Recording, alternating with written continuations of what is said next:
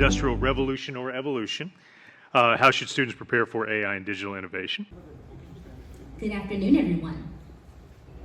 So I am Dominique Dallas, a Senior Policy Advisor Fellow at the Office of Education Technology at the Department of Education. And I am so glad to be able to convene in person and even more delighted to present to you a panel of distinguished experts on AI and education. As we step into an era where AI permeates every facet of our lives, from education to employment, it is critical to examine the skills that will define success in the rapidly evolving landscape.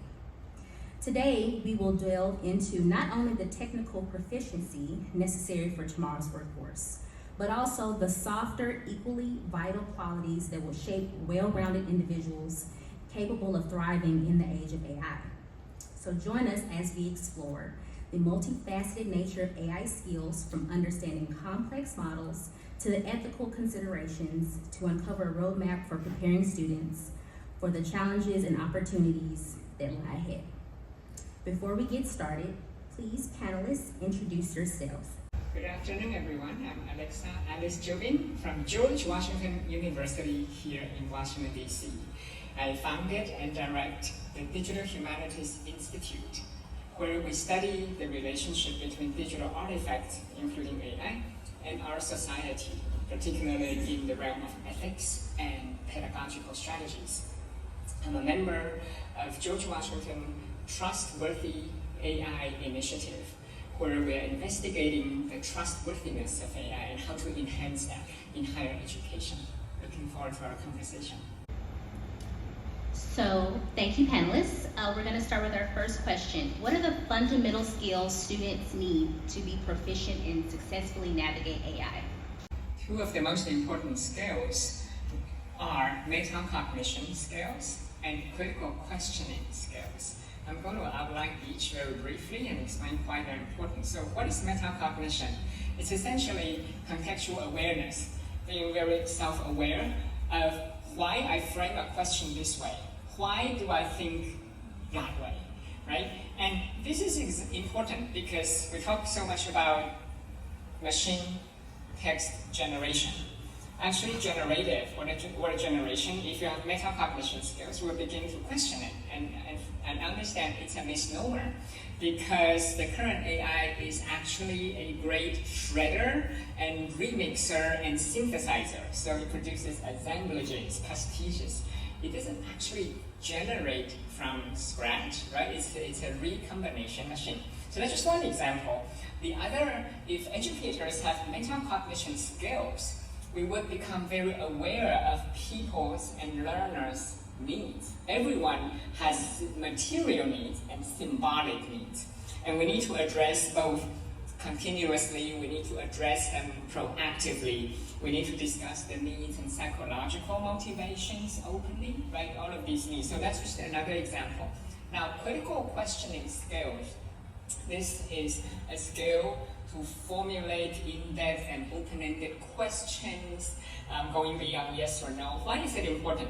Because instead of searching based on keywords, as people tend to do, using basic Boolean logic in the past, we now ask and prompt AI engines instead of information retrieval.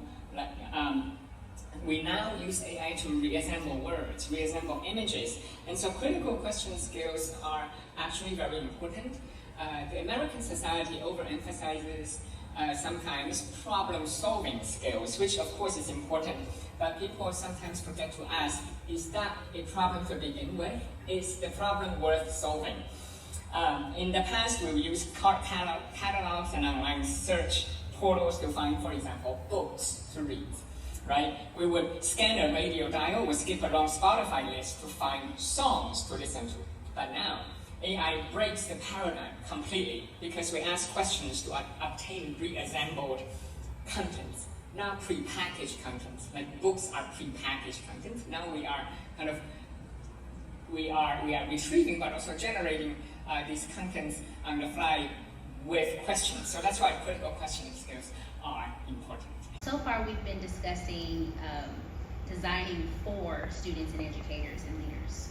But Alexa, I want you to talk about what does it look like for students and educators to be co-designers in their learning, and how do we keep humans in the loop? I think an important piece of human in the loop technology and pedagogy is trust. Who trusts whom? What do we trust? Where do we, how do we determine? This is part of what we've been discussing here in terms of assessing the quality and credential of any piece of information that you receive. It requires some domain knowledge, but actually also training. We've been talking a lot about STEM, but actually we require a lot of training in arts and humanities to promote innovation, but also to promote argumentative thinking. Critical thinking skills fundamentally is a humanistic skill. So to build trust into the system and to enhance the trustworthiness of educational technologies, including AI, we require meta-cognition skills to be thinking more contextually, be very aware, always aware of the context, the surrounding. We talked about ecology before, right, of these words, of these tools. And I always emphasize, I'm someone who teaches a lot with AI. I never ban it. But I also emphasize that generative AI tools are merely just one of the many tools available. And I think that's really important. Sometimes people forget in a kind of fetishization, perhaps, with this thinking that AI is the one and only thing. Given the speed of innovation, in 5 years' time, we actually won't know. Nobody can say for sure what it might be. So I think it's healthier to put everything in context always and understand this one tool is but one of many, many tools, and it's always context driven. So I'm going to give some very specific examples. How do students and educators work together to co-design their future, to co-design pedagogies, and to keep humans in the loop? Well, one thing is kind of to think of AI as a type of social robotics. I say social robotics in the sense of using AI as a kind of simulator. One example is if you are teaching a topic that requires students to go out into the real world and interview people. Well, unless you are trained, you may not be a very effective interviewer. Now, what kind of questions would you ask? So this is where generative AI could come in. It may not have trustworthy domain knowledge, but it is a great simulator, especially social simulators. You can simulate the questions on it, you can fine-tune it. After a few rounds, you will be more ready and not waste the expert's time, your subject's time, right, when you actually go out and interview people. So this kind of rehearsal is extremely important. And we also need to always think in a cross-disciplinary context, particularly regarding AI in higher education. It requires insights from so many disciplines. It's definitely, and most users, they would not be coders, right? And this is the same as users of cell phone technologies. They don't need to know how to build one, how to put one together. Technology often begins in imagination, right? Without it, you would not have technological innovation. And when new tech is launched, if you think about it, people always tell a story. This new piece of equipment, it can do certain things, if you do this. So it's narrative. It's basically telling a story. If the story is compelling enough, you can convince angel investors. And so trustworthy AI is really, really at the center of this, especially education. And trust requires, it requires multiple inputs, right? It's not just a unilateral, it's at least two humans, or a human and an entity, and we develop trust, right? So if you think about it, it's really relational. And have many examples. Are we going to talk about examples of teaching with AI later, or? Yes. All right, so I'm going to save that now in terms of very specific examples of how to teach with AI. Well, just give us an example right now. So there are many. One is if there are web developers here, you all know the importance of alt text, right? In the case a site doesn't load, someone doesn't have access to high-speed internet, or perhaps it's just an object that breaks. You need alt text, but also for people who rely on screen, speaking of diversity, rely on screen readers, right, who don't access information visually. So you have to describe a video or an image. And I find that extremely important, so actually teach important alt text, not as disability accommodation, but actually as critical thinking and writing skills. Can you describe an object effectively? But here I use AI to help us reverse engineer things.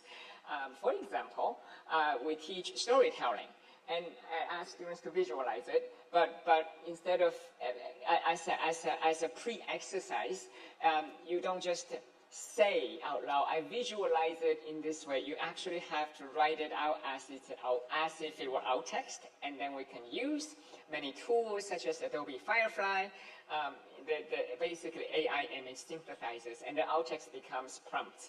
And it'll synthesize various images, right?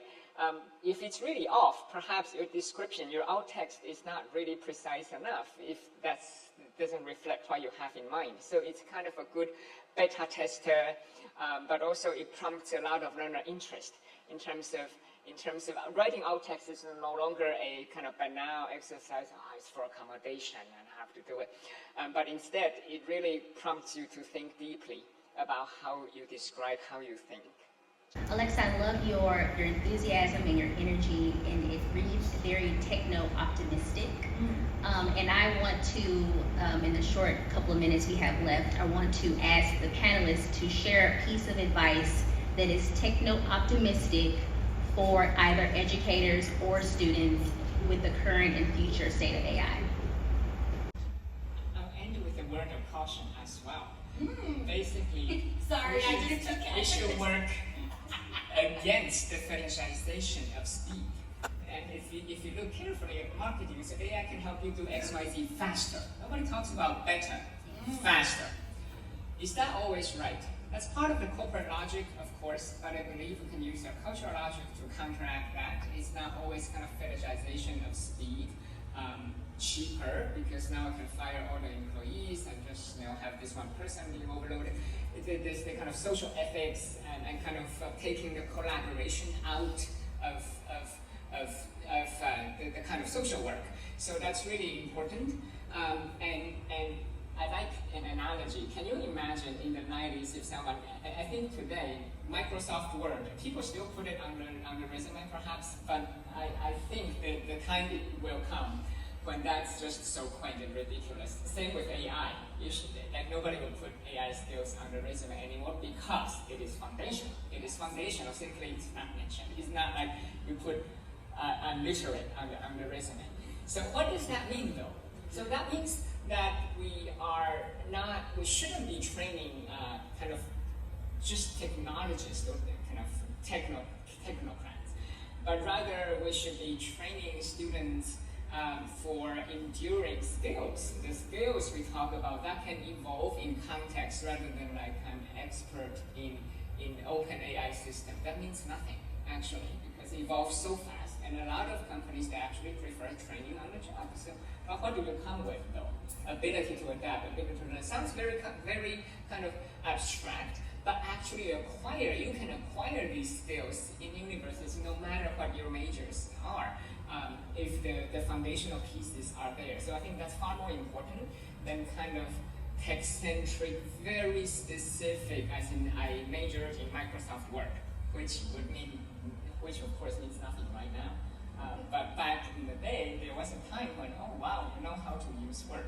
So that's something we need to think about given the fast pace of evolution. And that concludes our panel discussion. Give it up for our panelists. Thank you.